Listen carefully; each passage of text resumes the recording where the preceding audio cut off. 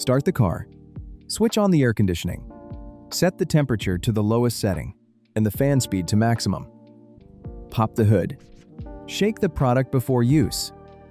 Pull back the needle on the hose. Connect the adapter. Screw the can onto the hose. Locate the low-pressure port.